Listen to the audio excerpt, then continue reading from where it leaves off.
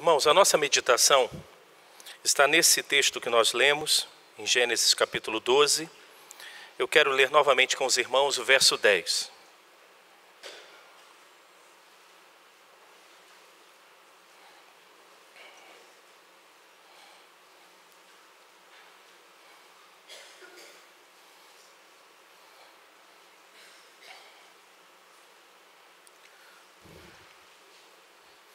Gênesis capítulo 12, versículo 10. Façamos a leitura todos juntos, novamente, desse verso. Havia fome naquela terra. Desceu, pois, Abrão ao Egito, para aí ficar, porquanto era grande a fome na terra.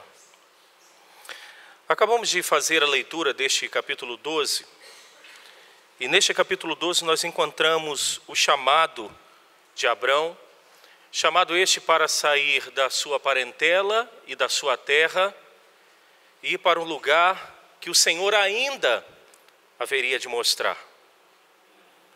Abraão então obedece esse chamado e chega até a terra que o Senhor tinha preparado para ele, a terra de Canaã. Ao chegar em Canaã, Abraão, ele ergue um altar ao Senhor,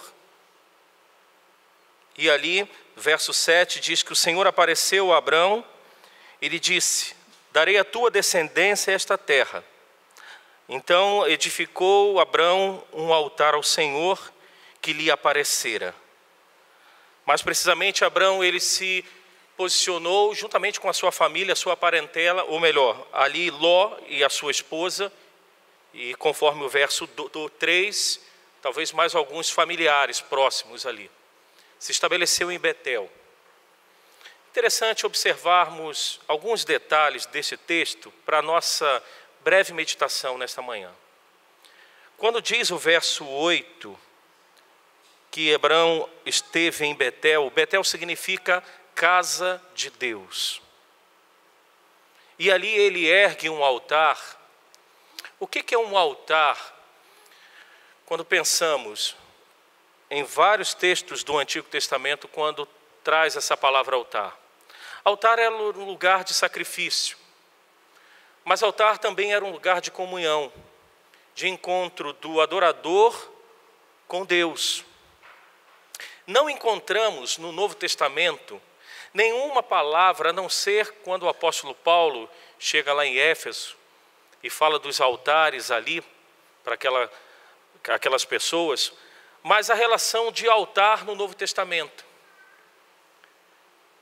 O altar, na verdade, e por meio de quem hoje oferecemos sacrifícios, é Cristo Jesus. O autor da carta aos Hebreus diz que por meio de Jesus, pois, ofereçamos a Deus sacrifícios de louvor.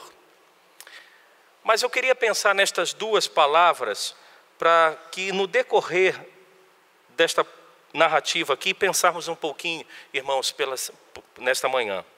Pensando então em altar como comunhão com Deus, pensando em altar como adoração ao nosso Deus, pensando em altar como um encontro hoje, poderíamos dizer, até mesmo de oração. Abrão, na verdade, obedece a Deus.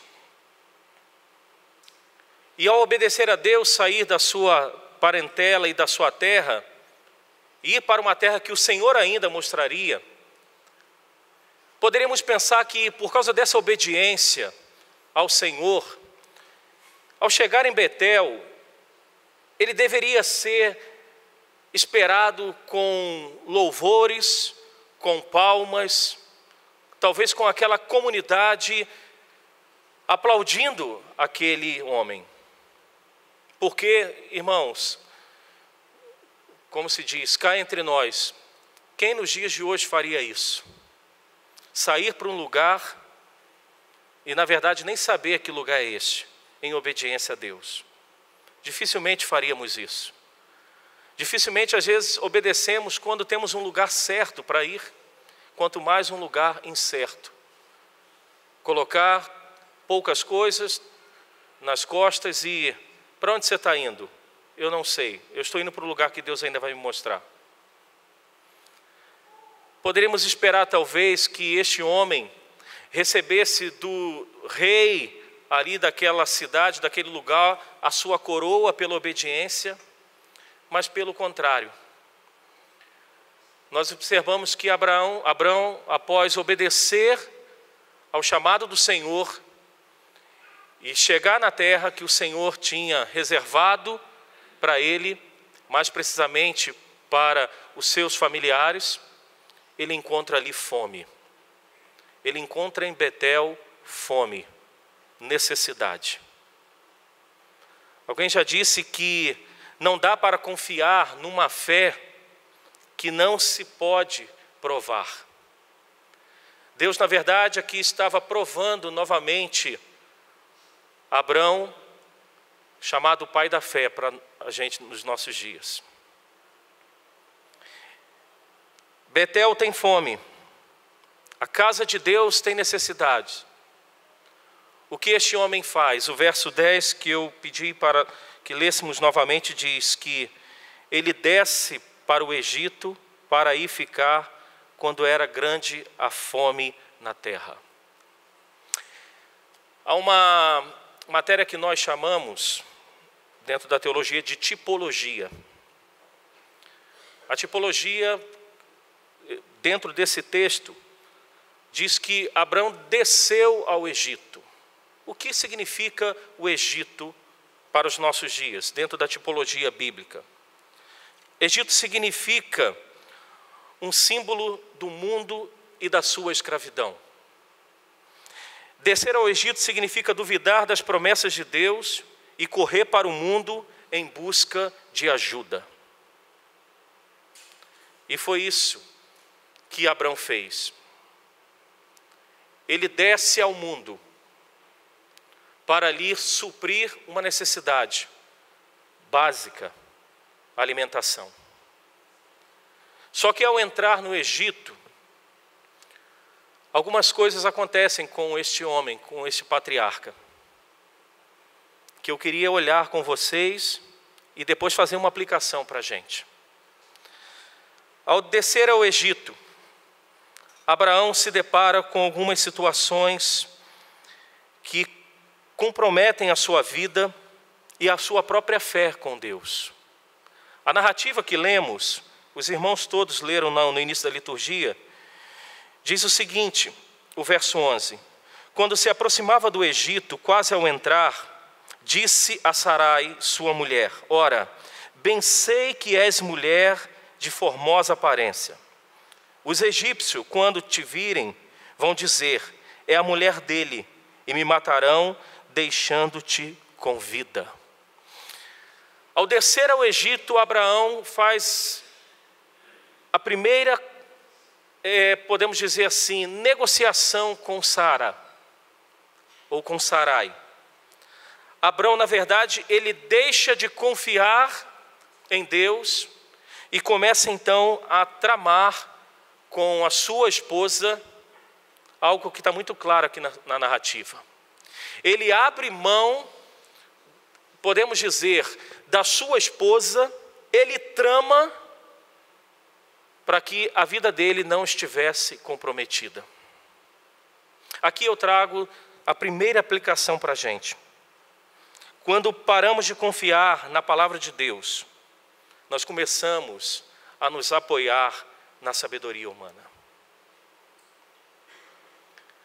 Quando Abraão deixou de confiar, ele começou a tramar, a armar, dentro da linguagem hoje, os esquemas para que ele não estivesse comprometido.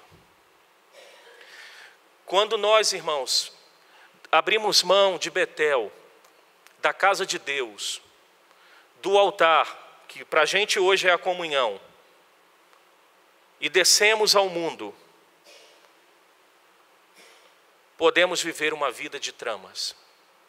Isso eu me refiro a confiarmos na sabedoria humana.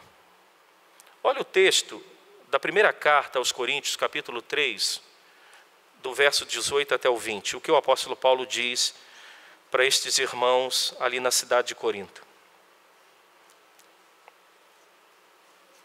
1 Coríntios capítulo 3.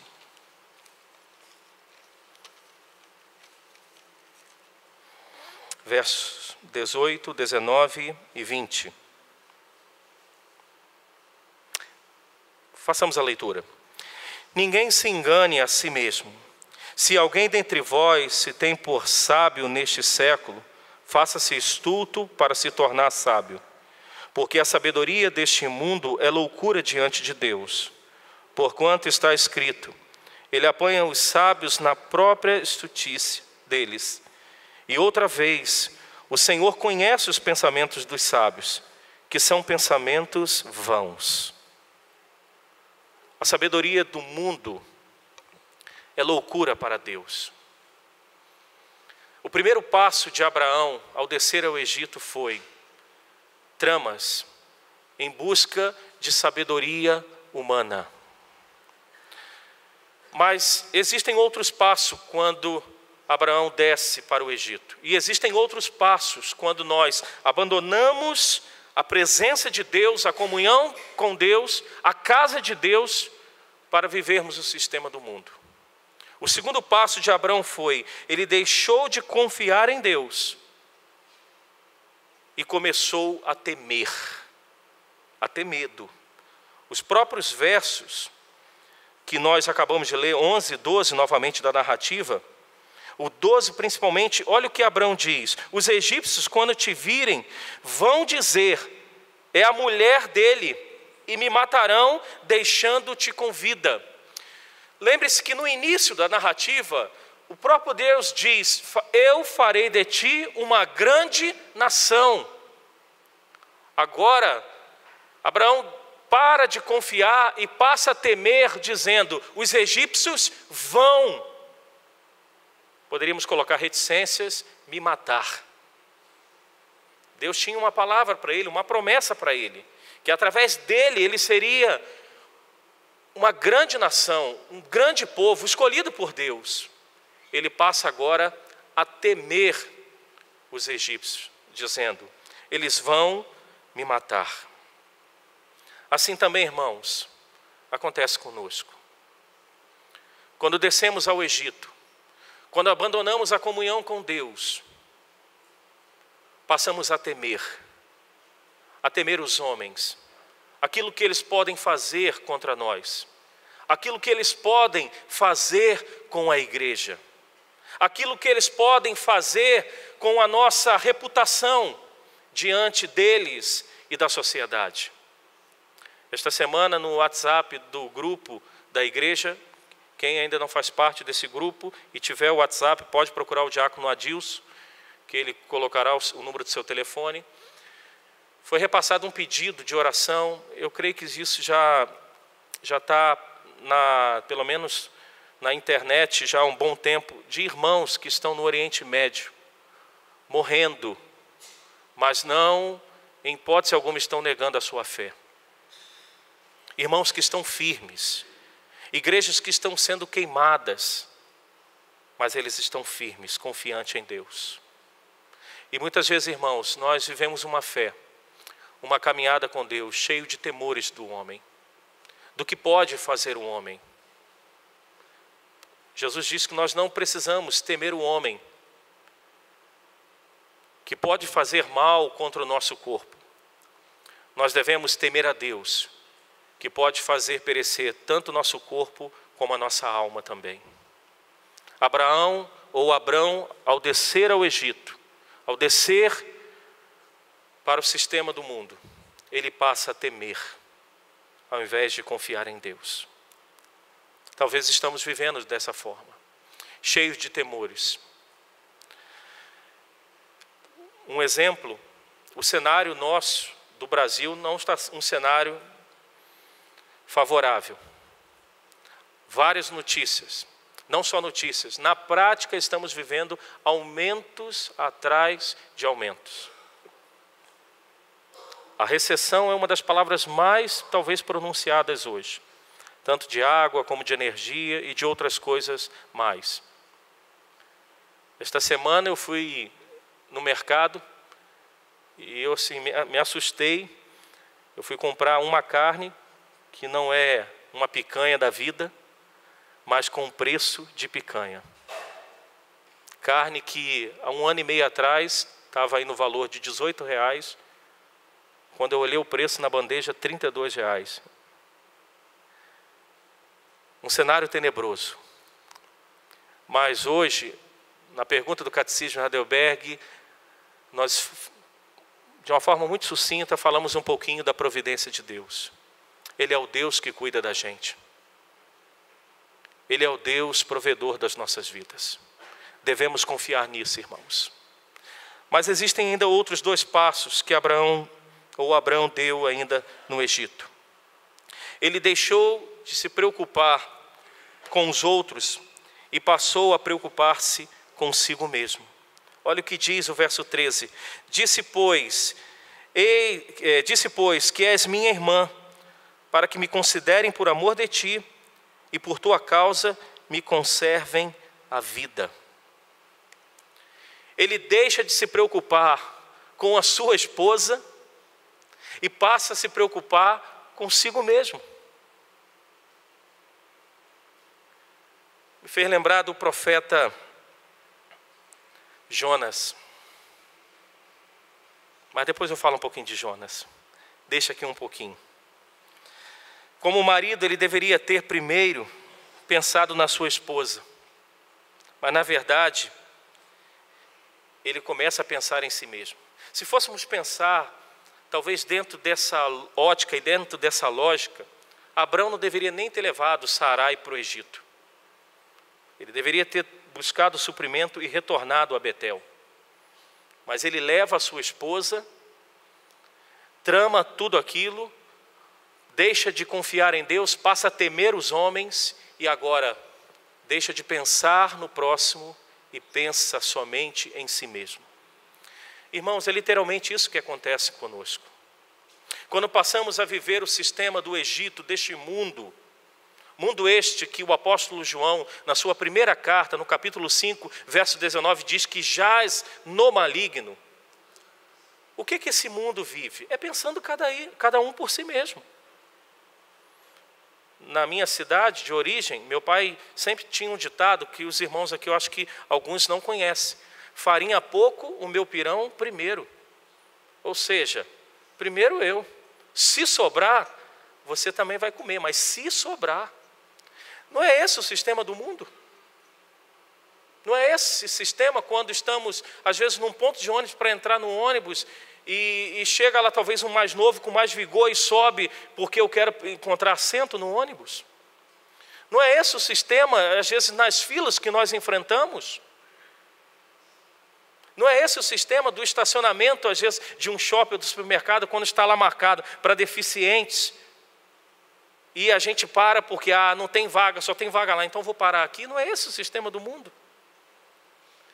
Foi isso que Abraão começou a viver, a pensar em si mesmo e deixar de pensar no seu próximo. E olha que o próximo ali era a sua própria esposa. Mas há o 4º passo que Abraão dá no Egito. Ele deixou de trazer bênção e passou a trazer julgamento ali para aquela terra. Olha o verso 17 comigo. Porém o Senhor puniu Faraó e sua casa com grandes pragas, por causa de Sarai, mulher de Abraão. No verso 2 do capítulo 12, Deus diz assim: se tu uma bênção. Essa descida de Abrão para o Egito, ele deixou de ser bênção para ser julgamento da parte de Deus para a casa de Faraó. É isso que acontece, irmãos, conosco também.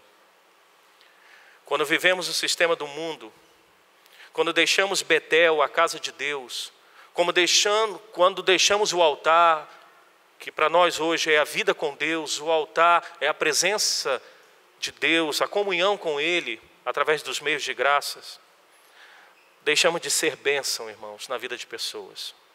Deixamos de ser bênção para a nossa família. Deixamos de ser bênção no nosso local de trabalho. Deixamos de ser bênção na nossa faculdade, escola, seja lá onde estamos no dia a dia. Foi isso que aconteceu com Abrão. Ele deixa Betel, ele deixa o altar e ele desce ao Egito. No Egito não tem altar, irmãos. No mundo não tem presença de Deus. No mundo não existe comunhão com Deus. O mundo jaz em trevas, não há luz. Como então deixarmos Betel? Como então deixarmos a casa de Deus? Como deixarmos o altar, a presença de Deus e descer ao Egito? E eu concluo essa breve meditação, porque se os irmãos já leram esta narrativa toda da vida de Abrão, talvez alguns assim possam estar conjecturando, ou se vocês forem curiosos e terminarem hoje à tarde a leitura da narrativa da vida de Abrão, você pode falar assim, mas pelo menos algo de bom teve no Egito. Ele saiu de lá rico. Ele saiu de lá, pelo menos com a fome saciada, e saiu com riquezas. Eu quero dizer que nós estamos enganados. Porque, olhe comigo o verso 16 do capítulo 12. Este, por causa dela, tratou bem a Abrão, se referindo que Faraó tratou bem a Abrão, o qual veio a ter ovelhas, bois, jumentos, escravos e escravas, jumentas e camelos. De fato, Abrão saiu rico do Egito. De fato, muitas pessoas, quando vivem, abandonam a casa de Deus, a comunhão com Deus, ficam prósperas no mundo. Nem sempre, às vezes eu digo de riqueza, mas até isso que Abrão conquistou no Egito foram problemas para ele. Por causa da riqueza, ele teve que se separar do seu sobrinho Ló. Porque entramos no capítulo 13, os pastores de Abrão e os pastores de Ló, por causa da quantidade de animais que eles cuidavam, a terra era pequena demais. Eles tiveram que se separar. Verso 16 diz que até escravos e escravas Abrão recebeu no Egito. Possivelmente, Agar, a serva de Sara, ou de Sarai, veio nesta leva do Egito. E nós sabemos todo o problema causado por esta serva de Sara ou de Sarai na família de Abrão. Nem aquilo que a gente, possivelmente dentro de uma ótica do mundo, conquistamos, serve de bênção para as nossas vidas. Não foi bênção para a vida de Abraão. Eu concluo uma leitura que diz assim: se você desobedeceu a Deus e Deus está disciplinando, volte para o lugar onde você deixou o Senhor e coloque as coisas em ordem. Lembre-se, a vida cristã vitoriosa é uma série de recomeços. Isso não serve de desculpa para pecar, mas é um incentivo para o arrependimento. A palavra conclusiva nossa é o seguinte: se você talvez hoje nessa manhã percebe que você desceu ao Egito para buscar alguma coisa para saciar a sua necessidade, lembre-se que lá você não encontrará. Você pode até encontrar dentro da ótica humana, mas você não encontrará aquilo que de fato é de Deus para a sua vida. Reconstrua o teu altar nesta manhã. Ou seja, volte à presença de Deus, à comunhão com Deus. O verso 1 do capítulo 13, para encerrar, diz: saiu, pois, Abrão do Egito para Neguebe, ele e a sua mulher e tudo quanto tinha, e Ló com ele. Abrão saiu do Egito. E o convite hoje, nessa manhã para a gente, é que se porventura descemos ao Egito por algum motivo, por alguma necessidade, saiamos dele hoje e voltemos à comunhão com o Pai, à comunhão com Cristo, por quem podemos oferecer sacrifícios de louvor a Ele. Vamos orar?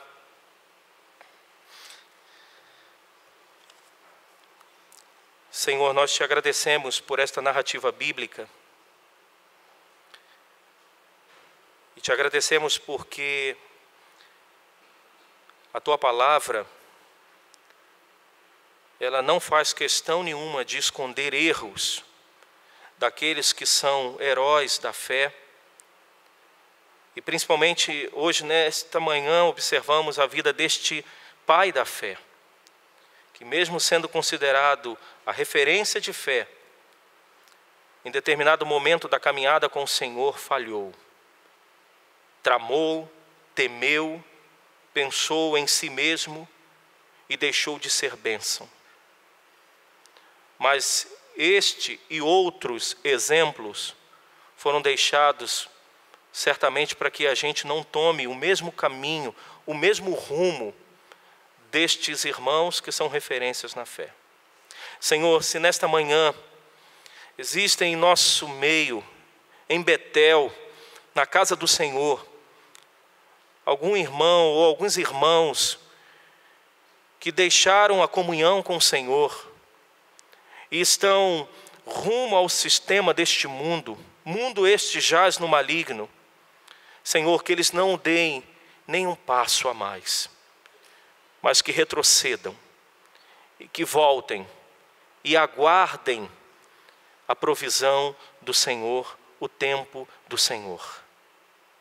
Que não sejam, ó Deus, precipitados, que os seus pés não sejam velozes para o mal, mas que estejam parados, aguardando o suprimento do Senhor.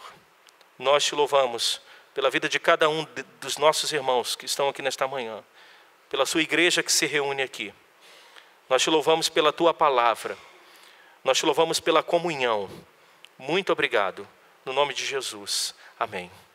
Queridos irmãos, que a maravilhosa graça do Senhor Jesus Cristo, o amor do nosso Deus eterno Pai, a comunhão do Espírito Santo sejam sobre vós e sobre todo o povo de Deus, agora e sempre. Amém.